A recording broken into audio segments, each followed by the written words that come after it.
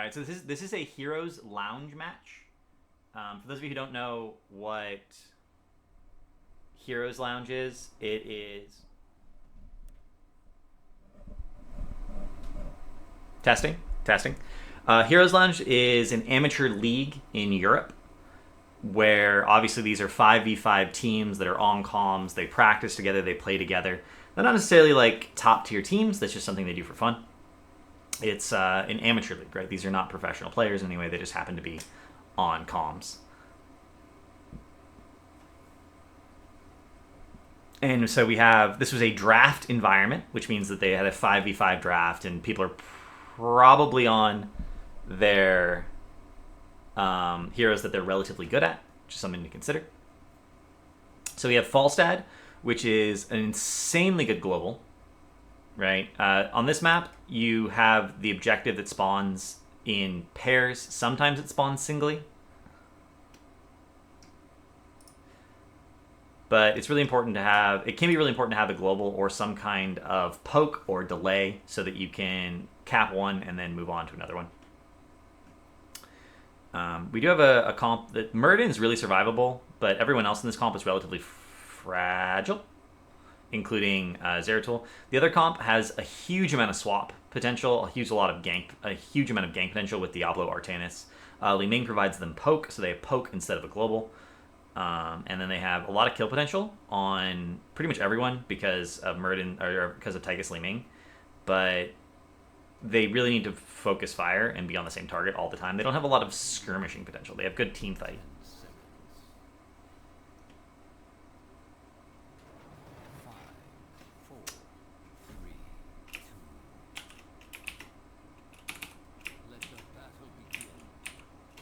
That was rude. Okay. So we're having a boring 5v5 mid here. It's always worth it to go 5v5 mid at the beginning, just because if you don't and the other team does, and then one of your team gets caught out, plus there's nothing else to do. If you look at it, there's nothing else to do. The minions meet here first. These minions aren't even here yet, right? On bigger maps, this is even more true, but on smaller maps, the rotations are faster. So it's sort of 6 of one, half and does the other. Either the minions get there sooner or they get there later, and it's a longer rotation. Like, one way or the other, it still makes sense to commit. Muradin not being here means that everyone here is extremely valuable. In general, a tank is going to be either visible in the front or hiding in a bush for a flank. So if you've checked the bush, and Alexandrikas is about to check the bush, you can see, walks in. If you check the bush and you don't see the tank, you should just be like, okay, we're going to go. We're just going to get on top of a squishy and try and kill them. Malfurion and Chromie are both right there. They're both basically in charge range. Just casually let him go. Now Muradin's visible on the map, right? Now he's right there. Now you know for a fact he's not there to peel for his team. And it's not so much that early game kills matter a whole lot. We do have a dangerous rotation here from Angel. He does walk through the thing. He does have the swap for the save. He is going to take a lot of damage here. And the Pixie Dust is there basically in time to prevent a little bit of damage.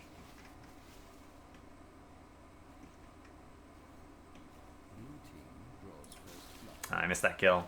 Looks like Tychus got picked off somehow in the mid lane. That's actually pretty scary. And no one was top this entire time. It's really important to soak all the lanes, especially in a coordinated environment. You ought to be like, this person's going to be our solo laner, and that person should be there. This comp doesn't really have a good solo laner. Artanis is the best option by quite a bit. I don't understand why Artanis... I actually don't understand why Artanis rotated bottom instead of top. That's just a little odd. Artanis should have been in the solo lane pretty much the entire time. But one of the things you can do, especially if you're on a coordinated team, one of the things that I do during educational scrims is, you have 30 seconds while the game is loading. Well, you have in a variable amount of time the game is loading. You have 30 seconds where there's a countdown. You should be like, okay, here's the plan. We're going to go mid. We're going to look for a pick. If we don't get a pick, this person's going to go top. That's our solo laner, and we're going to do X, Y, Z. There's lots of valid laning strategies, depending on what comp you're up against and what comp you have. If you have a pick comp and you're on a map where you can rotate as 4 and you have the wave clear to rotate as 4, you usually want to do it. This comp doesn't have quite good enough wave clear to rotate as 4. You couldn't clear rotate, because the rotation on Infernal Shrines is pretty long. It's still a small map, but it's a decent distance. But what you can do is you can leave one person, usually your support, in the bottom lane, especially since Brightwing's rotational speed is pretty poor anyway, and then rotate as 3, right? So you can clear the mid lane, and then you can rotate around for a bit, looking for a pick, and then you can come back to the mid lane. It gives you 30 seconds of roam potential, because it's 30 seconds between waves. So Diablo leaning Tychus could roam. That's a setup, and all the damage roaming Brightwing can Z in if necessary, like if you need the polymorph to secure a kill. So far the laning in this game is like pretty lackluster from both teams. This is a 3-man mid lane for some reason that is not being punished in any way. Falsehead's in the bot lane by himself, which can be fine, but not against a Diablo who should be rotating. If you don't put pressure, Diablo is a gank tank. That's like what he's good at. He's not necessarily good at peeling. He goes in, gets kills, backs out. If you're not going in as Diablo and trying to kill someone pretty consistently and putting pressure on the enemy team to make them feel like, okay, we're not safe on the map, you're not playing Diablo correctly. He's not a tank that you play for peel or defensive purposes. You go in, kill people, try and get out. On this map, it's designated the top lane is the solo lane. Top lane is usually the solo lane by convention in the NA scene and in Korea, and there's a really clear reason for that. It's harder to gank. If you look at the bottom lane, there's 2 openings and then 1 opening covered by bushes. That's a lot of different approaches that can be made. You can come through this tunnel, or you can come through this valley right here, into this bush. You sit in this bush, you see no one's there to see you. You sneak your way over to this bush, you see no one's there to see you, and you sneak away to this bush, and then you wrap around down. Suddenly you're behind the person who's in the lane, and that person's dead. Right? And they had no clue that you were coming. This area is more dangerous to rotate through. So if you think about rotating as 4 to clear lanes or get ganks, there's lots more bushes here to rotate through, which makes it more easy places to set up an ambush, which means it's more dangerous to come from here to here than it is to go from here to here. Also, this top lane only has 2 entrances. 1, 2. So it's far easier to solo lane in this lane, and it's far safer because it's harder to gank the person in the lane. And this lane is more vulnerable to ganks, but the rotational path is safer because there's less ambush spots. So it's safer for the 4-man to control this entire area, and it's safer for the solo laner to be here. Technically, bottom lane is the most important lane on this map, though. So you do want to either have a dynamic where it's like 2-1-2 sometimes. The Chinese really like 2-1-2 on pretty much every map, honestly. Or like 1-1-1 with a 2-man roaming gank squad, or 1-3-1, and people rotate as 3 in between waves to try and look for kills. Or you can go 1-4 if you have enough wave clear to like aggressively clear. Like Zool automatically makes 1-4 possible. And here we have the first altar phase. This is a little bit of a different map for Heroes of the Storm. Rather than being able to push core directly, the core has 40 shots on it, and you can never actually get to it. The only way to damage the core is with the shots you get from the altars. And this is the first altar phase is always guaranteed to be 3 altars. And you get 1 shot per building you control. You obviously always control your core, but there's 6 other towers on the map, and you can take control of them by killing them. So you start out with 3 and 3, which means that counting your core, each team gets 4 shots. And this is the reason that poke and the globals really matter. So the conventional way to play this map, and the way you'll almost always see in the pro scene, is the solo laner who is here rotates, grabs the altar. Sometimes one hero, usually the tank, will zone for that person. And then everyone else is at the bottom altar and pokes and delays until the altars get capped and you can come down. So you're always you're trading the top altars and then getting mid. One of the things you can do if you have a global, especially if you're on a coordinated team, is actually target both of the top altars. And you have your global down here. They poke once or twice for the delay as you cap yours. And then the person capping yours mounts up. The guardians come in. They're waiting in this bush. They get the first interrupt. And then suddenly your global comes in and you have a 5v2 or 3. And then you get this altar because you get the kills. Right? So not letting your opponent know where you are on the map or which one you're going for can be kind of a coin flip situation. But generally you'll only do that if you have poke on a global hero, which neither team really has. kind of Brightwing, but Brightwing didn't go. Brightwing doesn't pick up a level 4 talent. This is a really common mistake, by the way. If you are a talent tier, pick up that talent. If fighting down talent tiers is one of the worst things you can do in the entire game, if you don't pick up your talents, it's like fighting down a talent tier. Because just because you're not fighting them doesn't mean they're not looking to fight you, and you're not gonna pick it up mid-fight usually. Kind of makes sense. So Brightwing is Iaconing it a little bit here. It goes down. This is why you don't poke as a low mobility hero like that. This is why Brightwing, even though she's a global, she's not really a poke hero. Could have gone Arcane Barrage, and Arcane Barrage is really good on this map. It increases the range of your Q. Also, I don't think Psionic Synergy is a very good level 4 Artanis talent. I think you should pretty much always go Shield Surge. But that's a different story.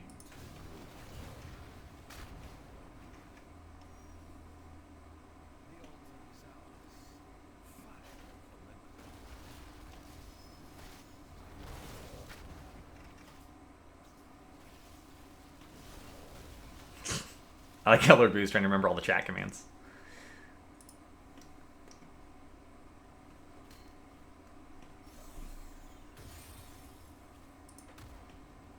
So again, we have this dynamic where Diablo's kind of rotating around, trying to manage lanes and peel for his team, instead of looking for kills.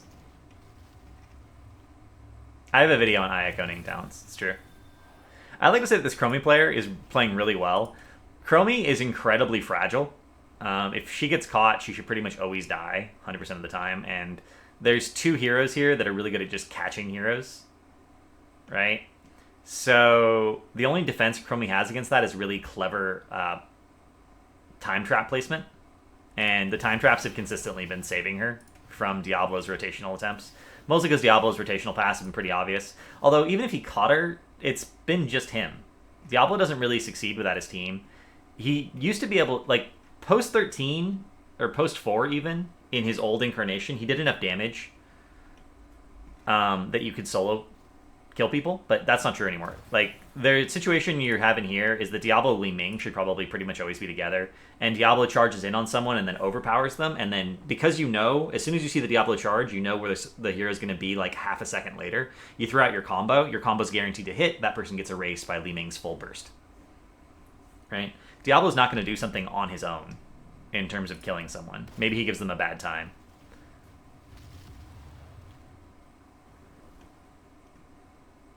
And again, if you're picking Diablo and not creating that map pressure, then Diablo's not really doing anything. Did you get the camp here?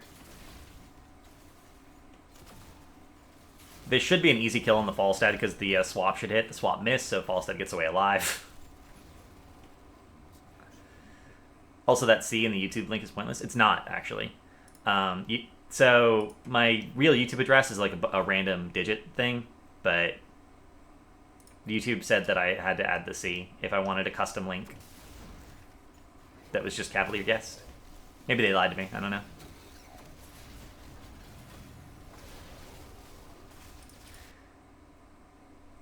So if you shadow charge someone, you should always immediately get the overpower. Because HOTS is based on the original StarCraft engine, you can actually shift Q commands. So if you shadow charge someone, you should immediately overpower them. If you get the stun, like if you stun them into a wall, and your team's not there for follow-up or not ready, their cooldowns aren't there, they're out of range, whatever, you stun them into a wall, you can Q, auto-attack, W, auto-attack, and then E, and get the overpower. But if you don't get the stun, you always QE. If you get the stun, you always QE. If you don't get the stun, you always QE. If you don't get the stun, you always QE. Like, you shouldn't even have to think about it. If you don't get the stun, you always E. A lot of people that I've met have a problem with doing this correctly on Diablo if they don't have Quick Cast on, but because they're both point and quick abilities, there's no reason not to have Quick Cast on for both of them. You should just always have Quick Cast on for Diablo's Q and his E. And here's the Storm. It's pretty flexible in what it allows you to do in that regard. You can set individual abilities to quick cast, or quick cast on release, or no quick cast at all. That was a good catch on the Chromie, stun into the wall.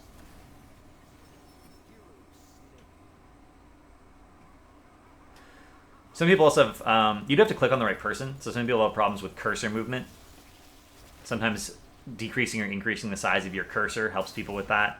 It's funny how many things that aren't necessarily obvious really have to do with the way you're interacting with the controls of the game and the technology of the game.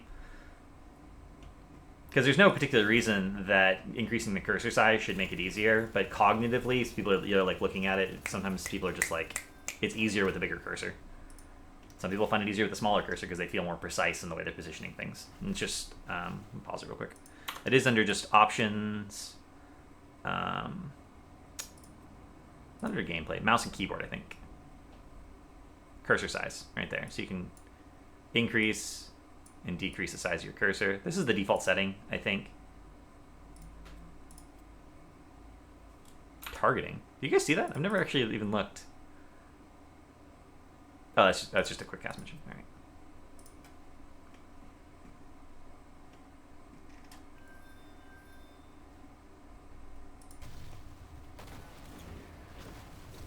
It's a good stun. Nice swap onto Chromie. That should be a dead Chromie, and it is. Nicely done. Can you set a hotkey for Q plus E? No, it doesn't work. You could set a macro for Q plus E. That wouldn't be legal, though, I don't think. But it's just QE, QE, QE. You should just like get used to hitting both keys at the same time, honestly.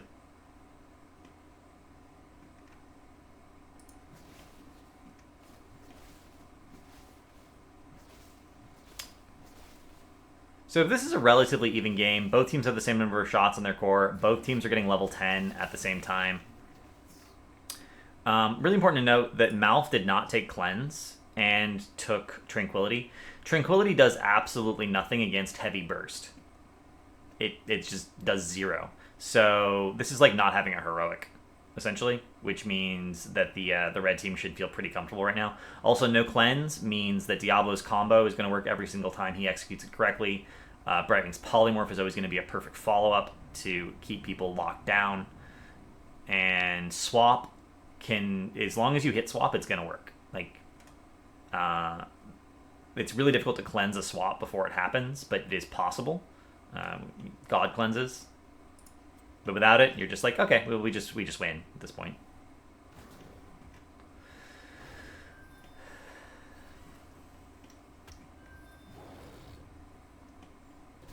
Falsehead staying bot for the soak. This is too far forward. You don't want to be away from your team as Diablo, literally ever. There should always be like one person at a minimum with you. Ideally, you want to be roaming around with whoever has the most burst in your team. Being alone in a bush when you don't have an escape is pretty risky. Did red team pick? I actually don't know what the draft looked like. Also, you don't want to... That was like a defensive APOC. If you're playing Diablo defensively, you probably made a mistake somewhere in your positioning at some point. You want to use the APOC combo. So you want to get in range to Shadow Charge someone and then RQE, and then it's guaranteed to hit.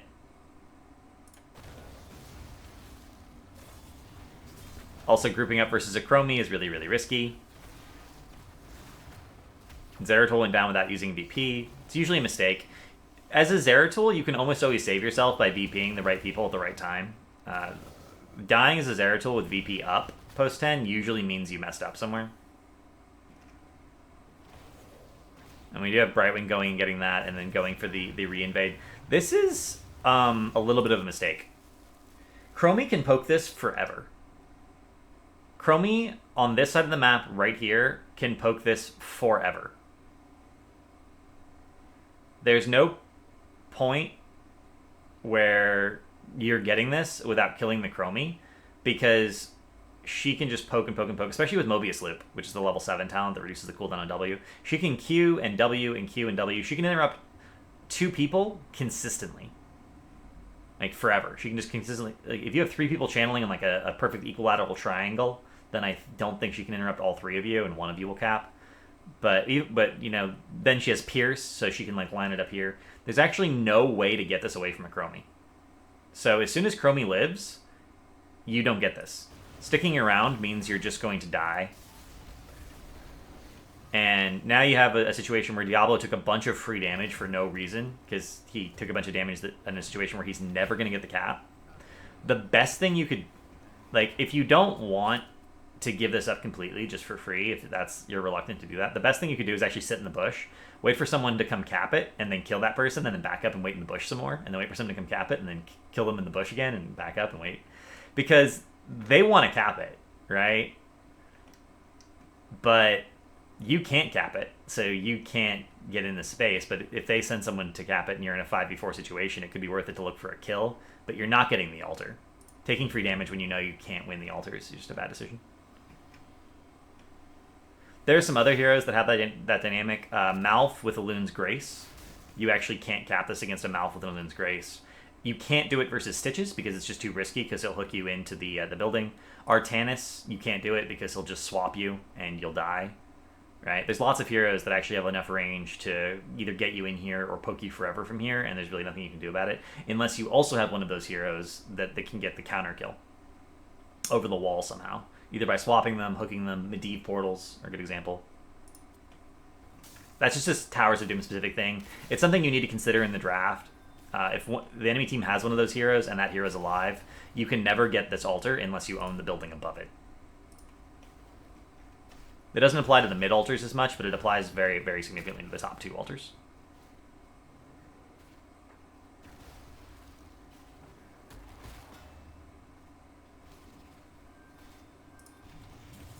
Here a little bit of a change. So at some point, laning doesn't become less important necessarily, but having the right heroes together becomes pretty important. So Artanis has a lot of playmaking potential. Post 7 with Warp Sickness, his swaps become even better. And at that point, it makes more sense to have your global, or your least impactful here, your global be in the top lane as your solo laner, even if they weren't necessarily there before. So laning, who's optimal in lane changes throughout the game. Post 10, you're usually trying to group as 4 on most maps, or as 5 if it's a really small map.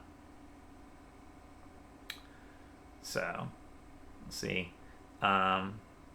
Haymaker on Muradin. Haymaker's actually pretty much decent only on this map, because you're constantly fighting near your buildings, and because Haymaker actually knocks people through the structures, which is something a lot of people don't know. Haymaker will actually knock you through gates, through towers, through walls that are otherwise impassable terrain. For instance, if Muradin was here, and let's say Muradin's over here again, right? They're trying to cap this altar. You can knock someone into your base, and that person's just dead. From here, if you're fighting like in this choke, and this is your base, you can knock someone in to your towers here, and they're just dead.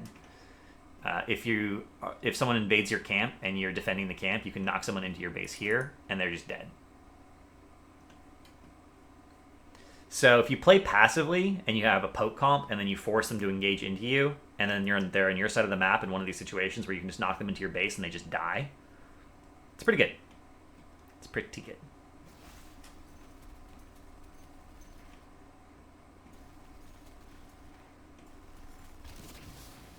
It is much riskier now that your jump doesn't work the same way. Or it doesn't get cooled down by Ironforge Momentum anymore. Because it used to be you could jump in, Haymaker someone out of position, live long enough, and then leave.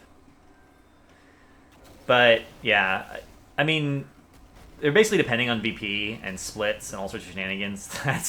I don't know what that was. That was a weird VP. Brightwing's doing the correct thing here and soaking one more wave before coming down. Diablo just shouldn't have APOC there. That was not an engage. You really aren't engaging until your whole team's there unless you're catching someone out of position. And Zeratul, like, Diablo was here. The people he was engaging on were totally fine. Zeratul was here and was close to dying, but Diablo didn't know that, I don't think, unless someone on comms called it. I don't think that was a very good APOC. The APOC timings have all been really bad, and on a 100-second cooldown, you can't really afford to have bad APOC timing.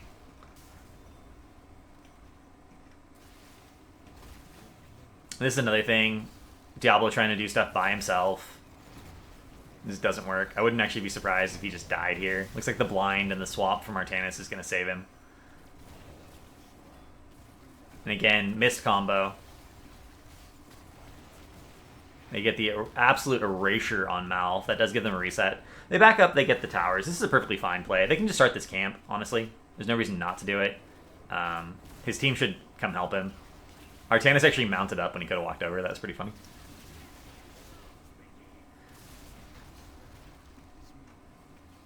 This is a big opportunity for Brightwing to start waddling her way back up to the top lane and keep pressure there.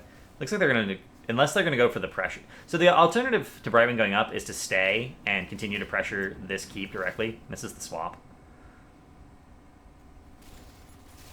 It looks like they're doing a compromise where they send Brightwing up and they're pressuring. This is a bad decision.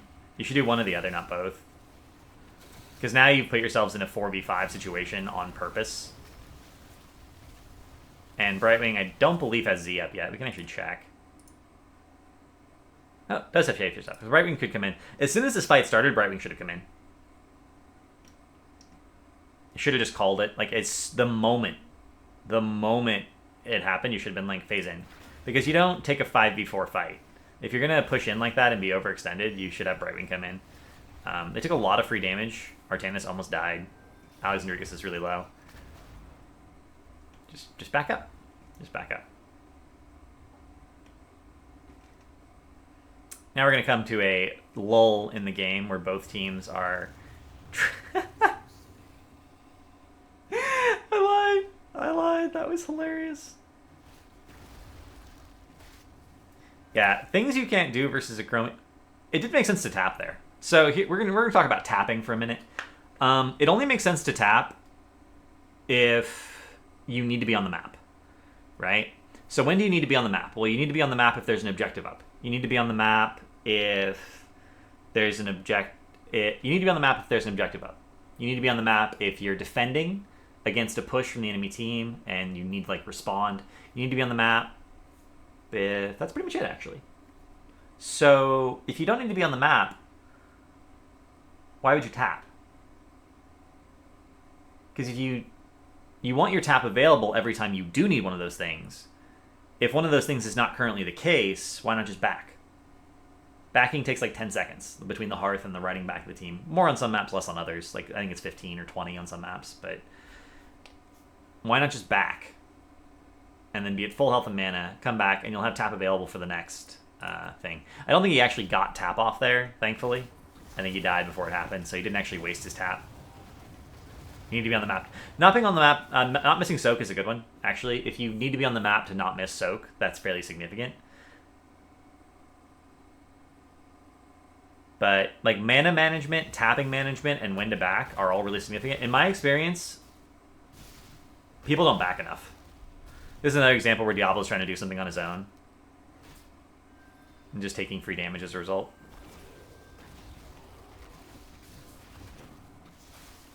God, look at all that free damage. Look at that. This is VP burn. This is actually ends up being favorable now because he shouldn't die.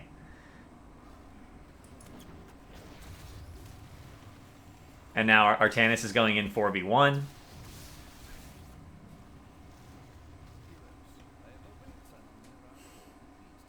That's two examples of a hero trying to do something on their own when they just needed to stand like here and be fine.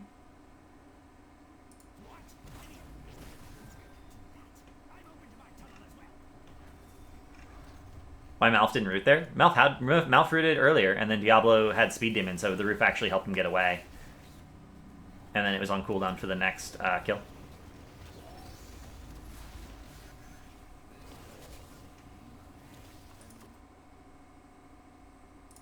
Alright, so in the bottom we have 3 people against a Muradin.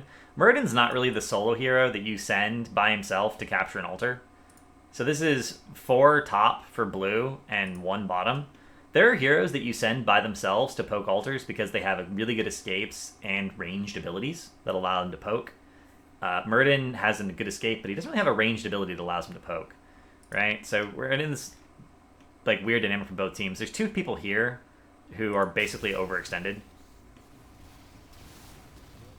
And one of them at least dies.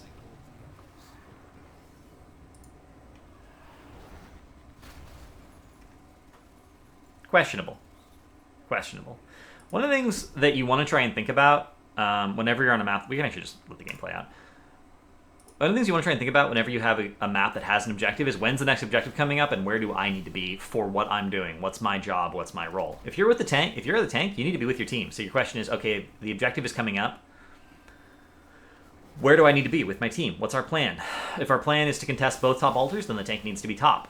If your plan is to contest both top altars, then who should you send bottom? Your global. Right? It's just like a quick little flow chart of decision making. You shouldn't ever be surprised by the objective coming up because it happens at like consistent intervals. Especially on coordinated teams, you should have someone on the team whose job is to do this.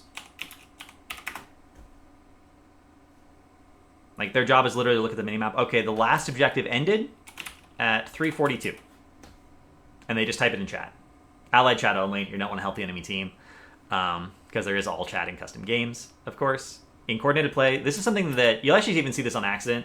Sometimes in like professional games, you'll see one of the players just randomly type a time, and you're like, he just typed a time. What the hell? What the hell's going on? This is something you can actually even do in Hero League. Like you can type the time the objective ended, and it'll help you remember when the objective ended. So you'll be like, okay, I have 30 seconds. I have 40 seconds.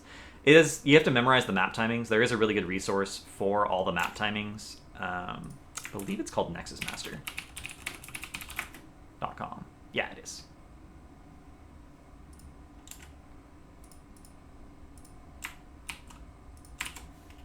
So this is nexusmaster.com/maps, and we're just going to scroll down to Towers of Doom.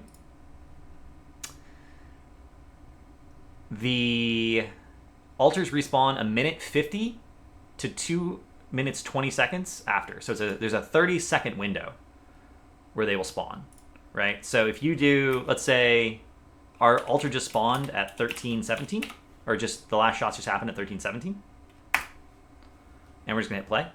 So we know 13:17, the earliest they're going to spawn is 15, I can't do math right now. What is wrong with me? 14:37. All right, 14:37 is the earliest. It's plus 50, not plus 20. What am I doing? Why can I not do math? This is hilarious. 14:7, 16:7.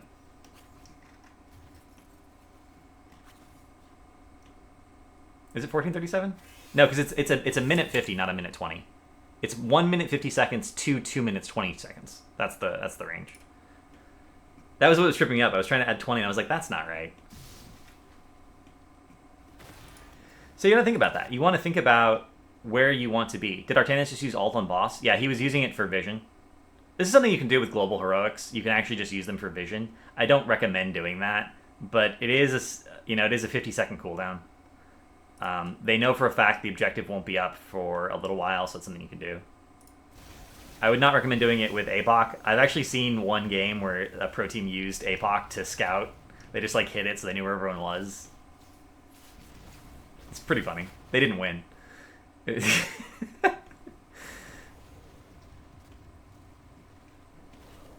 was a Chinese team. I love the Chinese players.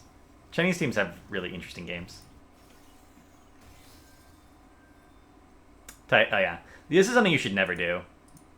If you're going to go Titan Killer, you should always go Triple Strike at 13. If you're going to go Graviton, any of the other level 16 talents are fine, but not Titan Killer. Titan Killer, does damage-wise, doesn't get enough value if you don't go Triple Strike. Also, why'd you go Titan Killer versus just Muradin, who didn't even take Avatar? It's one of those questions.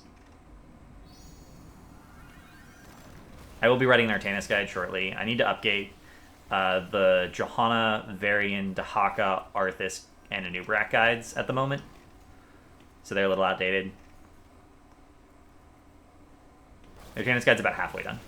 But I haven't had a lot of time to work on guides because of other things that have been going on in my life.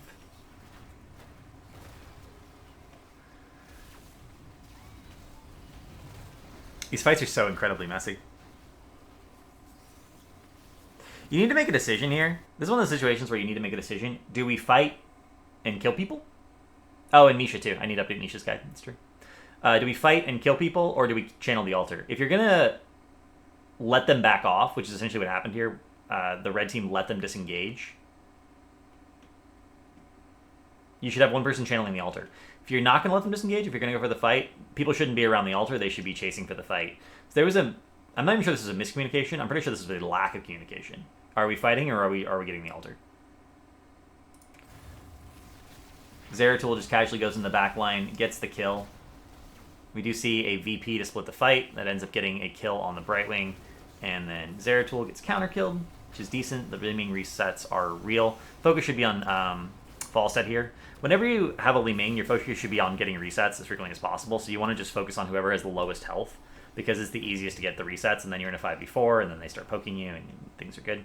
Liming actually can poke here. She should have poked. Artanis got the interrupt with a swap instead, but that was nowhere near as safe. If Artanis had just continued to like wait it out down here and been a threat, Liming could have sat in this bush. Are you going to do the Misha kid before it changes to life? Probably not.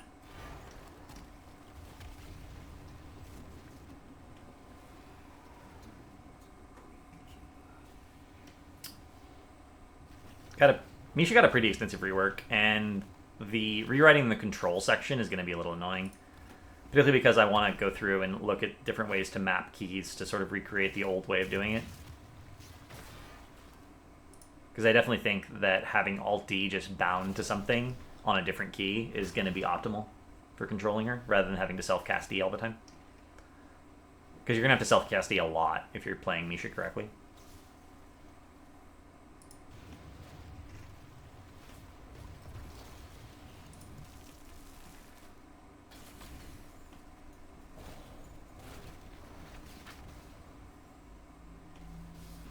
Did they like not see the Zeratul there? That's my question. And again, we have this dynamic. We have both of the ranged together for some reason. We have Brightwing in the top. This is fine, because Brightwing can just Z in and soak. But then we have both of the melee, like, wandering around. I don't understand. Diablo should be with his ranged. Diablo should be with his burst.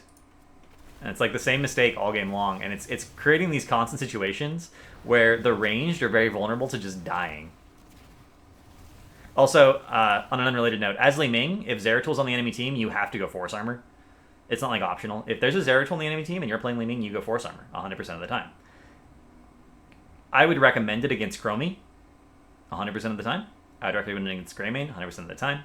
So like that's two heroes that you should probably always go Force Armor against and didn't. It's one of the reasons that Liming keeps getting erased, especially post 16.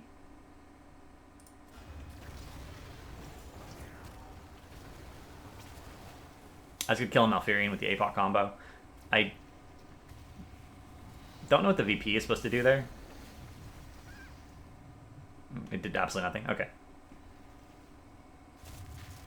I lost my cursor. Hey, where's my cursor? Oh, there it is. Okay. We're fine. That Zera build? I mean, other than slip into Shadow, this is standard.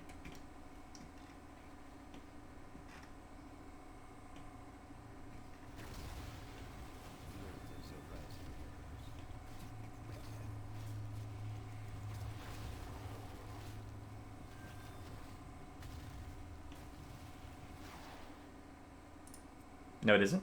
Oh, he didn't take Vorpal. My mistake. I thought he didn't...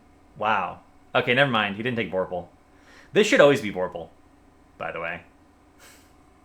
Vorpal's an insane talent. Okay, that's my bad. I'm not used to the new icon for Vorpal, so for some reason I thought this was Vorpal, but that's not Vorpal. Wow. You should always go Vorpal on Zeratul. For anyone who doesn't know, the current standard build for your Zeratul is Vorpal, Combo Slash, Seeker in the Dark, Void Prison, some variation at 13, but everyone I know at the high level likes Mending Strikes, and then Sentence to Death at 16 with Rewind at 20. Especially at 16, you can just kill someone 100 to 0.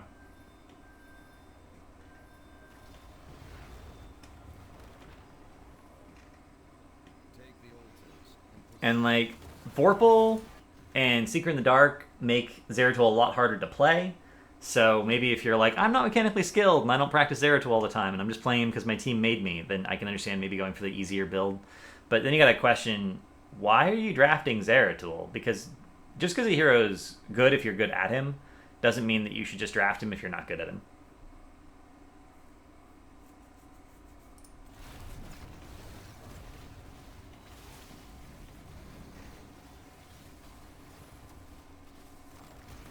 Nice grenade kill. So, remember when Zeratul used VP down here and did absolutely nothing? This was a 4-man VP. Right there.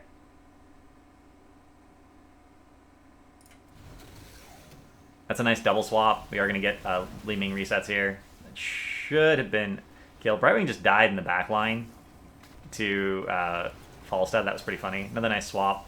Cooldown reduction at 13 really being valuable here. Falstad with the Gust disengage. I don't know why that didn't happen earlier, honestly. Falstad probably could have saved at least 1 kill, if not 2.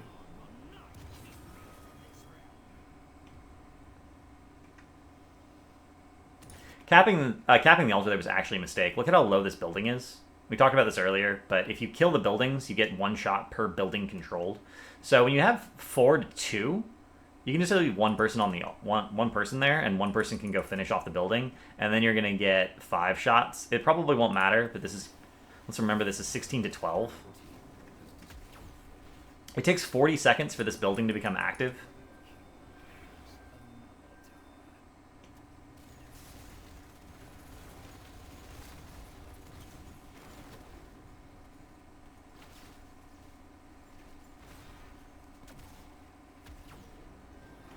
Okay, so escorting these 3 is the correct decision. You want to get those 3 extra shots. Worth noting that if they'd gotten the 1 extra shot and they got the 3, and they do get the 3 here, they're not doing it though. They're not.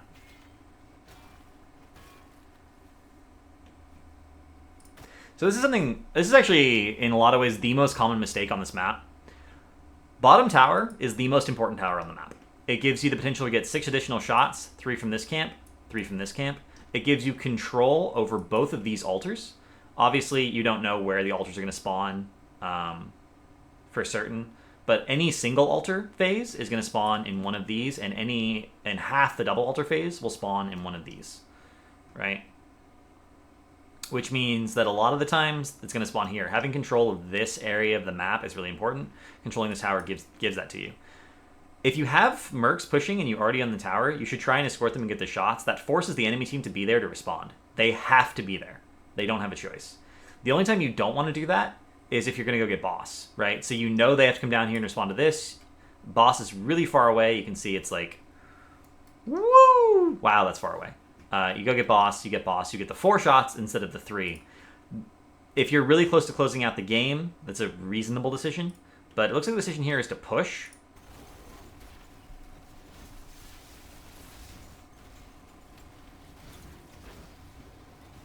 If this kills Falstad, no. Again, that was APOC after combo. You APOC before combo. Falstad should be dead.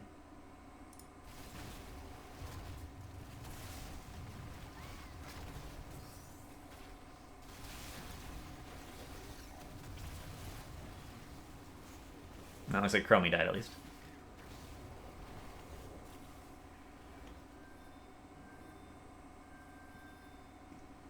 So it looks like they're going for the sex cap. But this is obviously going to be reclaimed in time. Diablo could have keyed him back. Did he take domination? No, he did. Yeah, I don't know. Falstad should be dead. And he's not. Chromie should be alive, and she's not.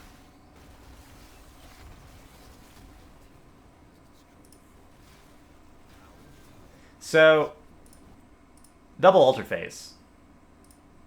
Imagine if red team controlled this. Imagine if they just defended this and not gone up and rotated. What would be the difference? They have 1 tower top. They would instead have 1 tower bottom. Mid would be the same. They would have 3 more shots in because they would have gotten those 3 shots in. If they capped it before, they would have had 4 shots in, which means that this would be a 12, right? Or if they had left it alone, gotten boss, and instead of claiming this top altar, come back down and reclaim this altar. Fine. Did Tysus pick bug up 20? Sizzling Attacks was fixed. Sizzling Attacks was bugged for a long time, but it got fixed a couple patches ago.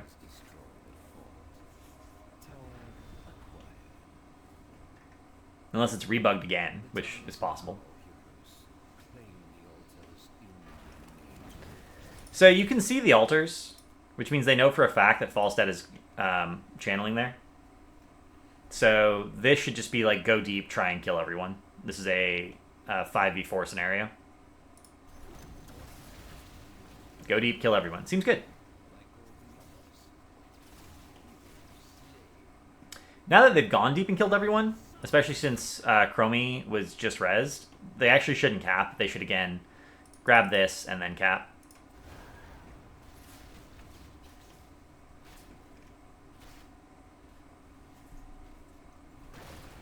Not only did it not stack with minigun at one point, it actually didn't. I think there was a one patch where minigun wouldn't work if you took sizzling attacks. It like didn't do any damage anymore. Neither your trait nor sizzling attacks did anything.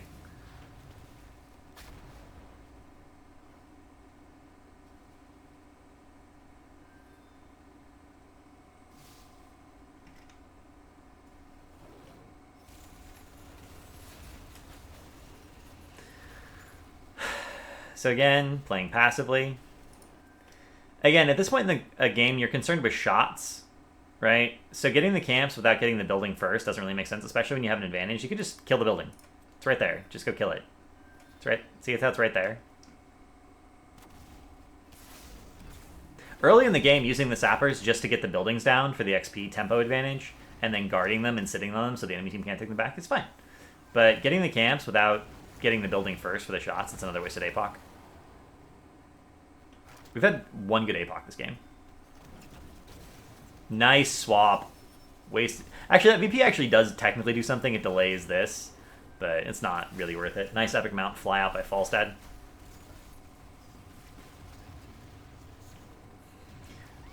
This should be escorted in. There's no reason not to just stay here. Nice attempt at a swap. So they are doing the right thing this time, escorting the shots in. Don't go too deep, though.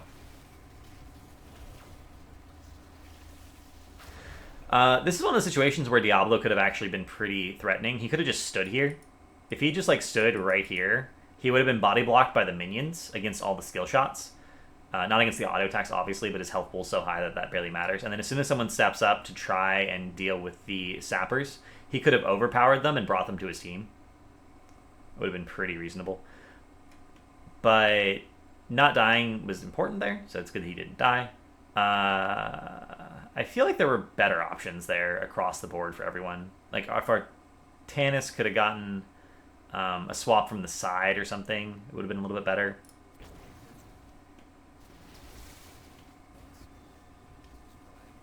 Okay, so defending this is the #1 priority. You don't want to lose this when this is going to result in 5 shots, and it prevents the enemy team from even getting close to the altar.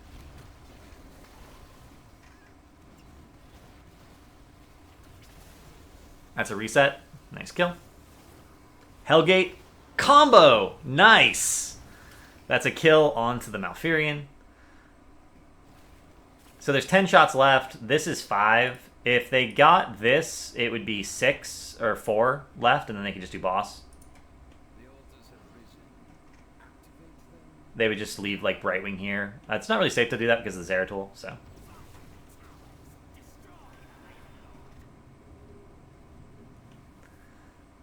But it's like, it's hard. This is one of the situations where it's hard to comment on everything that's going wrong. Because everyone's, like, half the time heroes aren't where they're supposed to be. So it's like, well, this would have been completely different if heroes had been where they're supposed to be. Malph's been standing in random places all game. The reason that Malph's been standing in random places all game is because Malph didn't go Lynn's Grace. So Malph's been standing as far forward as he needs to actually use his abilities. Which is pretty far forward if you don't take Lynn's Grace.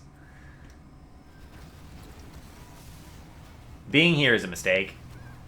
That's Gus down for nothing. Another wasted APOC. Man, a good Hellgate and then such a bad APOC. Nice kill by Ming. Being anywhere near here was a mistake. Unless the call was, we're gonna gust steal, in which case you should come in from like this side.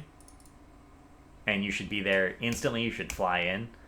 There's no real reason to be there. Because all you're gonna do is die, and that gives the team time to do stuff. Like, retake mid. Nice swap, but he has blink, so it doesn't matter.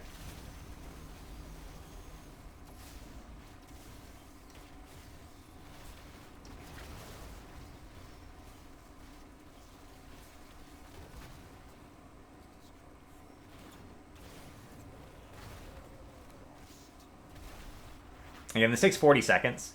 It's funny, sort of a funny thing. It takes a few seconds for this building. If you can kill the next building before this one even happens, then you're in a position where you can just rotate forever and there's nothing they can ever do. They're always going to be one building down. Again, kill the building, then get the camp.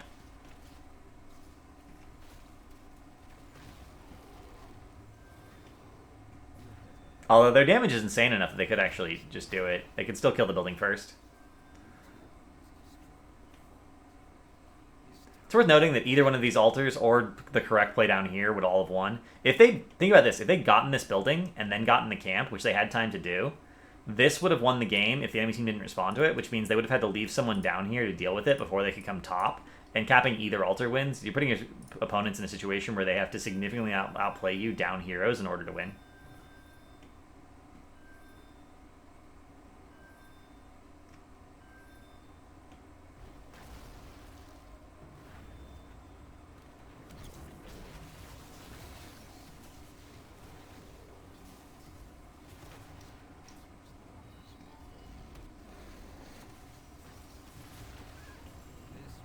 Chromie's the only one focusing on the real objective here. So they get the bribing with the fly in, but they trade Chromie for it. I'm not sure why Chromie was doing that, honestly. Like, Chromie was the one who had the best interrupt potential, which is fine, but she should have been protected.